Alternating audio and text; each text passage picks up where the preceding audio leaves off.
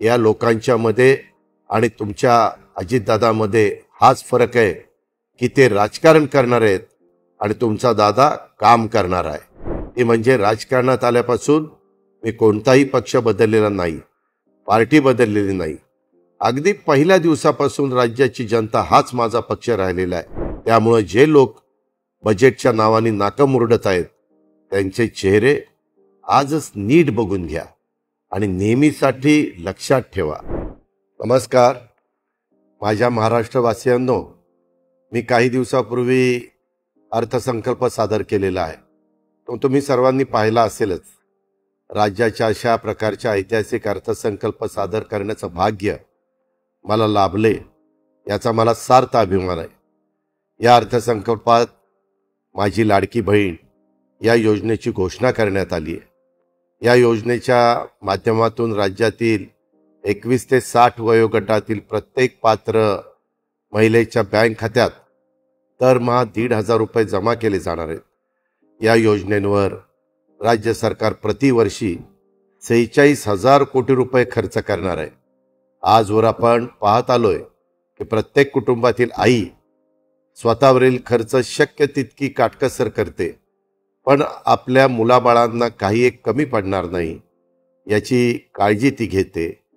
परंतु काही वेळा परिस्थिती अशी निर्माण होते की आर्थिक अडचणीमुळे घरातील मुलांच्याकडे जास्त लक्ष दिलं जातं आणि नेमकं मुलींकडेच दुर्लक्ष होतं।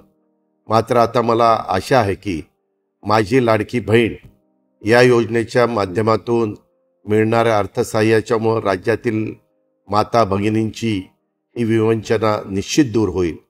त्या आर्थिकदृष्ट्या अधिक सशक्त आणि स्वावलंबी होऊ शकतील।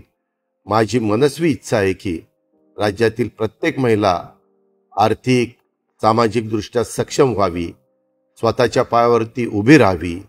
कुठल्याही महिलेला असं वाटू नये की आपण दैनंदिन गरजांच्यासाठी वडील, भाऊ किंवा नवऱ्यावर अवलंबून आहोत।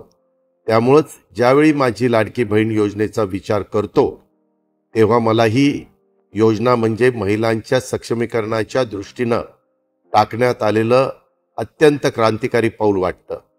आमच्या सरकारने आपल्या अनुभवाच्या जोरावर हे अशक्य वाटणारं काम शक्य करून दाखवलेलं आहे। एवढेच नाही तर राज्यातील माता भगिनींनी पुरुषांच्या तुलनेत कुठेही मागे राहणार नाहीत हे सुनिश्चित करण्यासाठी इतर अनेक पावलं उचलण्यात आलेली आहेत।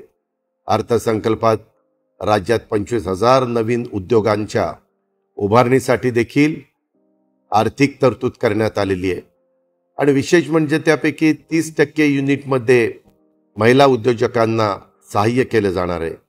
महिलांना पिंक ई रिक्षा चालवण्यास सक्षम बनवलं जाणार आहे। शिवाय शाळा कॉलेजमध्ये शिकणाऱ्या मुलींना देखील मोफत शिक्षण दिलं जाणार आहे।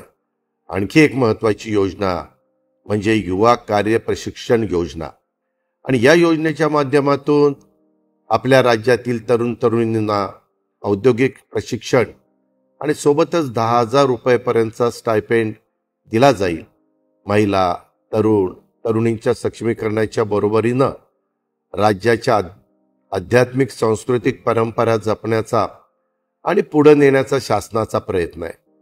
त्यासाठी आपल्या वारकरी बांधवांच्यासाठी मुख्यमंत्री वारकरी संप्रदाय महामंडळ स्थापन करण्यात येणार आहे। पंढरपूर वारीला जागतिक नामांकन मिळावं यासाठी देखील युनेस्कोकडे प्रस्ताव पाठवणे, वारीतल्या मुख्य पालख्यातील दिंड्यांना प्रतिदिंडी 20,000 रुपये देणं असे अनेक महत्त्वाचे निर्णय आम्ही घेतलेले आहेत। राज्यातल्या वारकरी बांधवांच्या पाठीशी भक्कमपणे उभं राहणं आणि वारकरी संप्रदायाची परंपरा पुढच्या पिढीपर्यंत समर्थपणे नेणं यासाठी मी आणि आमचं राज्य शासन बांधील आहे।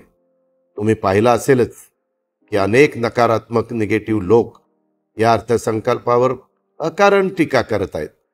त्यांच्याकडून अर्थसंकल्प वाईट असल्याचं सांगितलं जात आहे। काहींकडून तर या बजेटला लबाडाच्या घरचं अवतान आणि अजूनही बरीच नावं ठेवून हिणवलं जात आहे। मला फक्त इतकंच सांगायचं आहे की या लोकांच्या मध्ये आणि तुमच्या अजितदादामध्ये हाच फरक आहे की ते राजकारण करणार आहेत आणि तुमचा दादा काम करणार आहे. अजून एक गोष्ट मला तुम्हाला सांगायची आहे, ती म्हणजे राजकारणात आल्यापासून मी कोणताही पक्ष बदललेला नाही, पार्टी बदललेली नाही. अगदी पहिल्या दिवसापासून राज्याची जनता हाच माझा पक्ष राहिलेला आहे. मी पूर्वी जनतेचाच होतो, आजही जनतेचाच आहे. मी जे काही करतो त्यामध्ये जनतेच्या हिताचाच विचार करतो. राज्यातील जनतेच्या विकासाच्या चाकाला अधिक गती कशी देता येईल याचाच विचार माझ्या डोक्यात कायम सुरू असतो. राज्यातील जनतेच्या सर्वांगीण विकासाचं उद्दिष्ट समोर ठेवून त्याच विचारातून हा अर्थसंकल्प बनवण्यात आलेला आहे. त्यामुळे जे लोक बजेटच्या नावाने नाकं मुरडत आहेत त्यांचे चेहरे आजच नीट बघून घ्या आणि नेहमीसाठी लक्षात ठेवा. ही तीच लोक आहेत ज्यांना विकासाची गंगा तुमच्या घरादारापर्यंत येऊ द्यायची नाही. हीच ती लोक आहेत ज्यांना सरकारी योजनांच्या लाभापासून तुम्हाला दूर ठेवायचं आहे. मी अर्थसंकल्पात राज्यातील गोरगरीब कुटुंबांना वर्षभरात 3 गॅस सिलेंडर मोफत देण्याची घोषणा केली आहे. त्या बदल्यात मला शिव्या शाप मिळत आहेत. माझा दोष फक्त इतकाच की मी शेतकऱ्यांची दुःख आणि वेदना समजून घेतल्या आणि सरकारी योजनांच्या माध्यमातून त्यांच्या दुःखावर फुंकर घालण्याचा प्रयत्न केला. अर्थसंकल्पात आम्ही 44 लाख शेतकऱ्यांचं वीज बिल माफ केलंय. हे सहन होत नाही म्हणून विरोधकांनी मला शिव्या द्यायचं ठरवलेलं दिसतंय. आम्ही कांदा उत्पादक शेतकऱ्यांना गेल्या वर्षी 350 रुपये प्रति क्विंटल अनुदान दिलं, तर त्यांचा विरोध का? यावरूनच कोण महाराष्ट्रातील शेतकऱ्यांचा विचार करतंय आणि कोण शेतकरी विरोधी आहे हे आपल्या लक्षात आलं असेलच. काही जण अर्थसंकल्पात शेतकऱ्यांच्यासाठी पुरेशा रकमेची तरतूद नसल्याची तक्रार करतायत.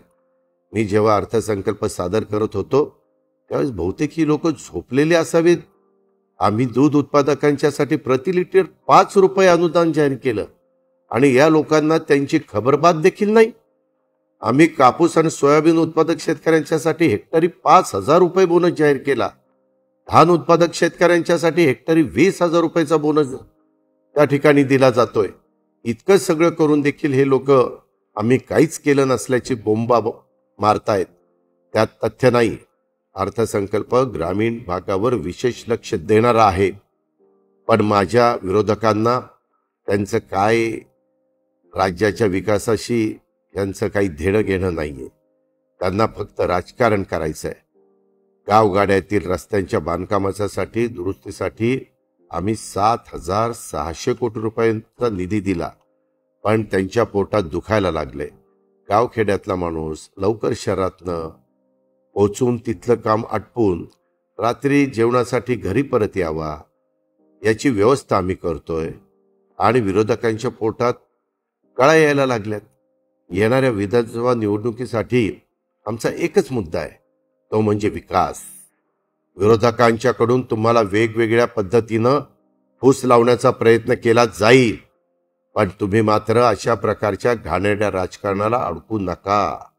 तुम्ही फक्त याकडं लक्ष असू द्या की तुमच्या दारामध्ये विकासाची गंगा कोण घेऊन आलंय, विकासाच्या मुद्द्यावर कोण बोलतंय आणि तुमची कामं कोण करतंय, कुणाचा ट्रॅक रेकॉर्ड आहे काम करण्याचा, काम करून घेण्याचा आणि काम करून दाखवण्याचा. हे लक्षात घ्या. केवळ भाषणबाजी करणाऱ्या नेत्यांपासून जरा जपूनच आणि दूर राहा. जे नेते काम करत आहेत त्यांच्या पाठीशी उभे राहा, त्यांनाच मतदान करा. तुम्हाला आठवत असेल की 2014 साली मी शेतकऱ्यांच्यासाठी कृषी संजीवनी योजना सुरू केली होती. त्यामुळे शेतकऱ्यांचं वीज बिल कमी झालं. सोलापूर पाटबंधारे प्रकल्प, Pune Pimpri Chinchwad metro, Kharadi IT park, Baramati hitech textile park, Kolhapur औद्योगिक क्षेत्र असेल प्रकल्प आणि पुणे पिंपरी चिंचवड बारामती अशा प्रकारच्या अनेक कितीतरी शहरांचा कायापालट कोणी केला हे तुम्हाला माहितीच आहे. अशी एक ना अनेक नावं घेता येतील. कामांची यादी खूप मोठी आहे. ज्यांना आठवत नसेल त्यांनी माहिती घ्यावी की या सर्व विकास कार्याची सुरुवात कोणी केली. या सगळ्यांमध्ये तुम्हाला तुमचा दादाचा वादा बघायला मिळेल याची मला खात्री आहे. राजकारणात आलं म्हणजे विरोध तर होणारच. जो जास्त काम करतो त्याला तर थोडा जास्तच विरोध होतो आणि सहन पण करायला लागतो. म्हणूनच माझ्यावर मधल्या काळामध्ये भ्रष्टाचाराचे खोटे नाटे आरोप केले गेले. माझ्यावरील भ्रष्टाचाराचा एकही आरोप आजपर्यंत सिद्ध झालेला नाही, ना भविष्यात होईल. पण विकासाचं मॉडेल म्हणजेच सर्वसामान्यांच्या प्रमाणे सरकारी योजनांचा लाभ आणि जनतेला दिलेलं बळ सगळ्यांना दिसतंय. या पुढच्या काळात देखील हे असंच दिसत राहील. या विकासाच्या मॉडेलची जी पायाभरणी आम्ही करतोय त्यावर विकसित महाराष्ट्राच्या उभारणीचं स्वप्न साकार होईल. या कार्यासाठी मला राज्यातील 13 कोटी जनतेची साथ हवी. तेव्हा माझी सर्वांना विनंती आहे की प्रगत आणि विकसित महाराष्ट्राच्या निर्मितीसाठी आमच्या सोबत या आणि आमचे हात बळकट करा. सर्वांचे पुन्हा एकदा आभार. धन्यवाद. जय हिंद, जय भारत.